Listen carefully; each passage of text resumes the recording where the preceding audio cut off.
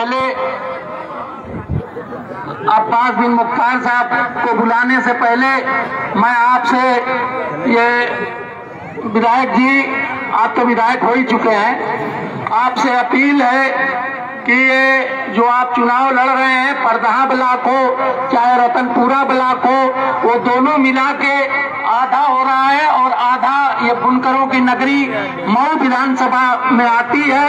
तो आपसे मैं जनता की अदालत में एक वादा लेना चाहता हूं कि जालिम सरकार ने बुनकरों की आवाज को विधानसभा के अंदर बंद करने का काम किया है।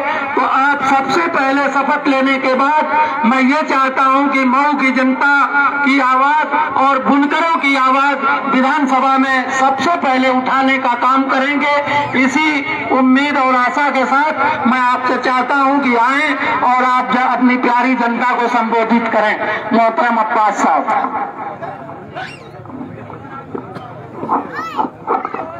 अस्सलाम वालेकुम।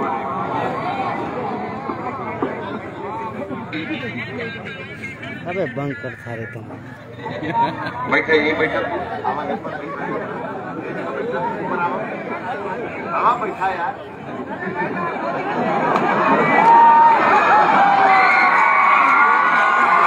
बैठा आराम से।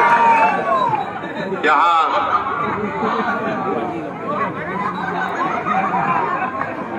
आज के इस कार्यक्रम में मंच पर बैठे हुए हमारे सदर साहब निजामुद्दीन चचा, यहाँ पर इस नगर पालिका क्षेत्र के सिटिंग चेयरमैन जनाब तैयब फाल्की साहब, पूर्व चेयरमैन और समाजवादी पार्टी के पूर्व जिलाध्यक्ष रहे हुए हमारे अरशद जमाल साहब, हम सबके बड़े बुजुर्ग, मेरे वालिद मोहतरम के बड़े अजीज दोस्तों में से आजकल बीमार हैं, उनके लिए दुआ की गुजारिश करते हुए हमारे निसार प्रधान चचा,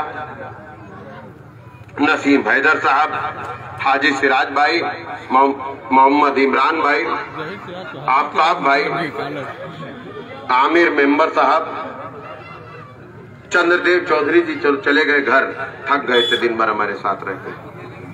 जहीर सिराज भाई जो नगर के अध्यक्ष है समाजवादी पार्टी के, मुख्तार हुसैन साहब, शहनवाज सम्मी साहब, और जिनका नाम छूट गया है सभी मेरे वालिद साहब के अजीजों, मेरे बड़े बुजुर्गों, मेरे नौजवान साथियों, आज आप सबका जोश देख करके एहसास हो रहा है कि मन बना चुके हैं। और मन सिर्फ इसी बात का नहीं बनाए है कि मऊ विधानसभा क्षेत्र से 5 की जगह 6वीं बार इस बार चुनाव जिताएंगे। मऊ ने ये भी मन बना लिया है कि एक जोरदार तमाचा भारतीय जनता पार्टी के चेहरे पर मारेंगे कि अगले 50 साल तक जो कुकर्म, जो जातियां इन्होंने इस मऊ की सरजमी पर लोगों को की है, उसका हिसाब किताब हो। यहाँ मौजूद सभी लोग जानते हैं कि हमारा खानदान हिसाब किताब में बड़ा पुख्ता है। हम लोग देर से ही सही मगर हिसाब किताब बहुत अच्छे से करते हैं। ऐसा करते हैं कि नस्लें याद रखती हैं इंशाअल्लाह। तो हिसाब किताब का दौर है। 7 तारीख को आप लोगों को अपनी ताकत का मुजाहरा इस लोकतंत्र के पर्व को मनाते हुए ज्यादा से ज्यादा लोगों को निकल करके 90% पोलिंग करके इस चुनाव में इतिहास बनाना है। ये इतिहास इस बात का होगा कि नगरपालिका क्षेत्र से चुनाव जीता जाएगा और रतनपुरा और परदहा की पोलिंग जो होगी वो जीत की मार्जिन होगी। देखिए, मीडिया के भाई मुझसे पूछते हैं कि आपकी लड़ाई भारतीय जनता पार्टी से है, होगा क्या? तो आप लोगों ने तो सुना होगा, मैं साफ, मगर बात यही नहीं है। यहाँ समाजवादी पार्टी के काफी नेता लोग बैठे हैं। तो मैं आ रहा था जिस दिन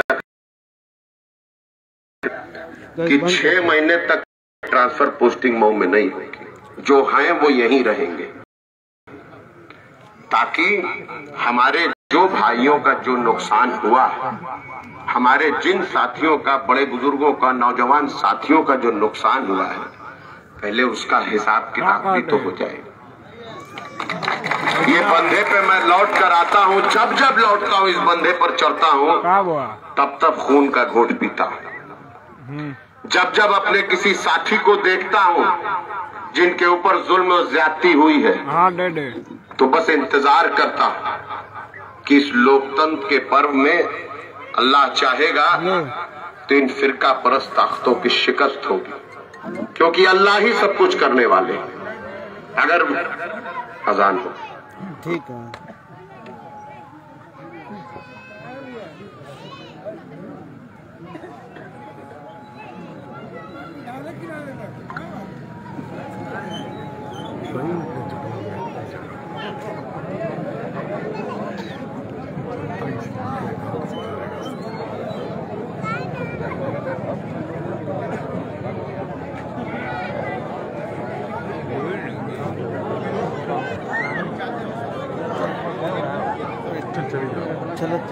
चलो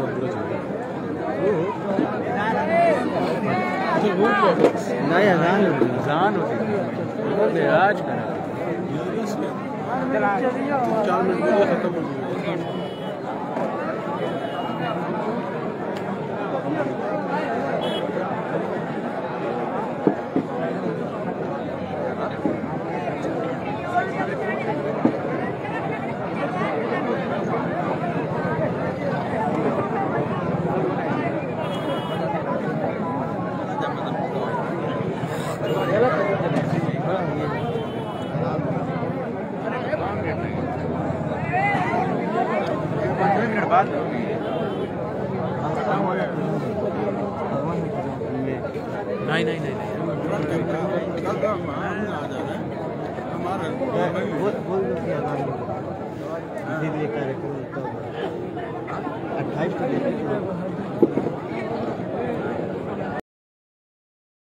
नहीं मतलब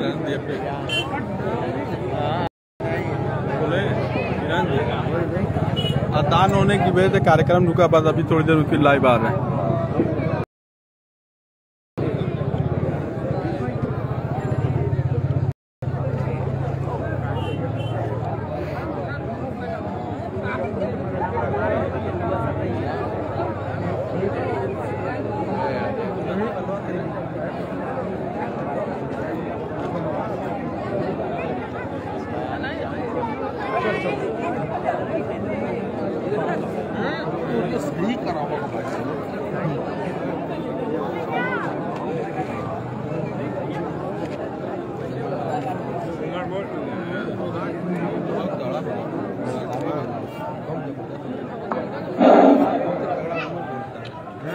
आज यहाँ पर हमारी बात को सुनने आए और इस महफिल में चार चांद लगाने आए हुए सभी मेरे नौजवान साथियों और मेरे हरदिल अजीज बड़े बुजुर्गों, आपकी दुआओं के बगैर हम लोग कहीं नहीं जा सकते। आज जो कुछ भी है आप सब की दुआओं और नौजवानों की ताकत की बदौलत है।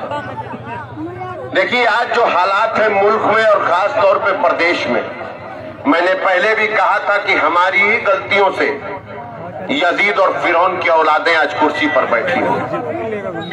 हमने अपने आप को फिरकों में बांट दिया, हमने अपने आप को इलाकों में बांट दिया, जाति और धर्म के नाम पर बांट दिया, इतना कमजोर कर दिया कि ये मुट्ठी भर अंग्रेजों के चमचे आज हमारे सर पर बैठकर हुकूमत कर पाए। ये इस देश के लोकतंत्र और संविधान के लिए खतरा बने बैठे हैं, जिन्होंने हमेशा इस मुल्क के लिए लड़ने वालों के खिलाफ, इस देश के स्वतंत्रता संग्राम सेनानियों के खिलाफ, फ्रीडम फाइटर्स के खिलाफ हमेशा बैठ करके साजिशें रची हैं। आज वो सत्ता में बैठे, ये अंग्रेजों से सीख कर आए, फूट डालो और राज करो की नीति, और उस नीति के तहत इन्होंने पिछले 5 सालों में हर इलाके में भाई को भाई से लड़ाया, बाप को बेटे से लड़ाया, माँ को बहन से लड़ाया, बूढ़े को जवान से लड़ाया, महिला को पुरुष से लड़ाया। और आज मैं आपके पास ये बात बड़े मजबूती से रखने आया हूं कि 4 चरण का चुनाव हुआ है 231 सीट का, और 231 सीट में कल ही बात हो रही थी राष्ट्रीय कार्यालय पर, बताए हैं कि लगभग 190 से 200 सीट इस 4 चरण में इंशाल्लाह जीत रहे। तो आगे आने वाले अब सिर्फ 3 चरण बचे हैं, और ये 3 चरण, ये जो 3 चरण बचे हैं इसमें 5वां चरण है, 6वां चरण है और 7वां चरण इस मऊ की सरजमी का। ये उलमाओं की सरजमी है, ये शहीदों की सरजमी है, ये वीरों की सरजमी है। इस सरजमी ने कभी भी किसी सामंतवादी के सामने सर नहीं झुकाया है, कभी भी किसी मनोवादी या फासिस्ट विचारधारा के सामने सर नहीं झुकाया है। और हमें पता है, हमें यकीन है आपके इस जज्बे पर कि आप आज भी डरे नहीं है, बस संभल के चल रहे हैं। हम इस बात को बखूबी समझते हैं, ये लाठी डंडों से जो डराने की कोशिश किया जा रहा है, इससे डरने की जरूरत नहीं है, क्योंकि ये भी क्या करें बेचारे, इनको भी तो ऊपर की सुननी है। ये वहां के द्वारा पारित किए हुए आदेश को यहां लागू करने की कोशिश कर रहे हैं, मगर इस बार ये होने वाला नहीं है। इस बार जितना वोट भारतीय जनता पार्टी इस मऊ की सरजमी पर पाएगी, मऊ सदर विधानसभा में, इंशाअल्लाह उससे ज्यादा वोटों से चुनाव जीत के आऊंगा। देहात से आ रहा हूं, रतनपुरा अकेले 40,000 से ज्यादा वोट देने को तैयार बैठा, तो परदहा भी यही कह रहा है कि 40 से 45,000 वोट देंगे। जोड़ लीजिए दोनों वोटों को, और यहाँ के ताकत को आप जानते हैं। पिछले चुनाव में तैयब चचा, अरशद चचा एक दूसरे के मुखालिफ थे, आज ये दोनों साथ मिलकर दुआ देकर बैठे। अखिलेश यादव, ओम प्रकाश राजभर पहले एक दूसरे से लड़ रहे थे, हम तीसरी लड़ाई लड़ रहे थे, मगर आज मोदी का कटप्पा भी बाहुबली के साथ है ना।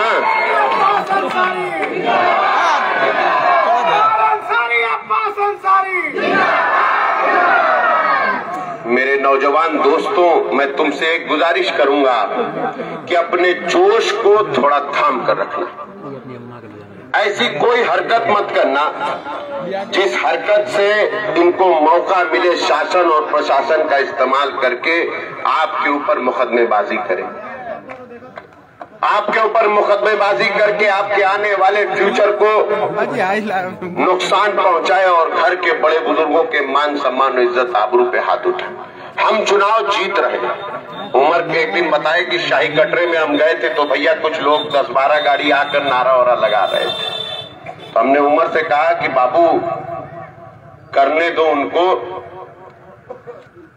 जब आदमी का दिन पूरा हो जाता है तो ऐसी बातें अक्सर करते हैं। सत्ता में बैठे लोग का दिन पूरा हो चुका है, तभी तो मौसम वैज्ञानिक बने बैठे हैं, लोगों की गर्मी और ठंडक नाप रहे हैं। ये भूल गए हैं कि हर 5 साल के बाद किताब जांची जाती है, और जब किताब जांची जाती है तो जो मास्टर होता है वो आवाम होती है, और जब नंबर देती है तो सबको हिसाब किताब चुकाना पड़ता है। और अब इनका 5 साल का दौर खत्म हो गया। बौखलाहट का हशर ये है कि देश के गृह मंत्री 12वीं के बाद इंटर में एडमिशन दिलवा रहे हैं। ये गलतियां नहीं है, ये बौखलाहट है। एहसास हो गया है कि इस पैर के नीचे से जमीन और सर के ऊपर से आसमान सरक चुका है। अब जनता का आमना सामना करने का दौर आ गया। हमारे ऊपर मुकदमे लगाए, इनके ऊपर मुकदमे लगाए, माँ बहनों को मुकदमे लगाए। दर्द इस बात का नहीं, ये हमारे दुश्मन नहीं है, ये आजम बाबा के भी दुश्मन नहीं, ये अतीक चचा के भी दुश्मन नहीं, ये दुश्मन कुछ खास लोगों के, और इनकी सोच और इनकी दुश्मनी उन खास लोगों तक तब तक चलती रहेगी जब तक हम हैं, और मिट गए मिटाने वाले। कितने आए और कितने गए। हमें अगर खतरा है किसी से, हम सबको अगर किसी से खतरा है तो खुद से खतरा है। हम अगर आपस में बंटना नहीं छोड़ेंगे, हम आपस में टकराना नहीं छोड़ेंगे, हम आपस में लड़ना नहीं छोड़ेंगे, हम एक दूसरे की टांग खींचना अगर नहीं छोड़ेंगे तो इतिहास गवाह है। जो लोग लड़ना भूल जाते हैं उनका इतिहास भी में पन्नों में से नाम मिट जाता है। और हम तो वो हैं जो 300 भी 30 लाख पर भारी पड़ते हैं। अगर सिर्फ मजबूती से अपने अलम को उठा ले तो किसी की औकात भी नहीं है उठाकर नजर ताक ले। मगर आज मुझे शर्म आती है। उमर ने बताया कि भैया डंडा देखकर लोग भाग रहे थे। भागिए मत, आपका भी वक्त आएगा। अब तो अल्लाह के करम से छड़ी मेरे हाथ में और साइकिल पे सवार हूं, जा रहा हूं लखनऊ। जब लौट के आऊंगा तो बही खाते की किताब लेकर बैठूंगा और इंशाअल्लाह अल्लाह ने चाहा तो सूद समेत के साथ जिसको जितना दिया है उसी से उनको उसके दुगना दिलवाऊंगा। मजा तब आएगा। वक्त कम है, आगे और भी कार्यक्रमों में जाना है, इसलिए मैं आप सबके बीच में बस एक शेर पढ़ के इजाजत चाहूंगा कि खानकाहों से निकल आओ मिसाले शमशीर, खानकाहों से निकल आओ मिसाले शमशीर, सिर्फ तकरीर से बख्शिश नहीं होने वाली। बहुत बहुत शुक्रिया, बहुत बहुत शुक्रिया। अस्सलाम वालेकुम।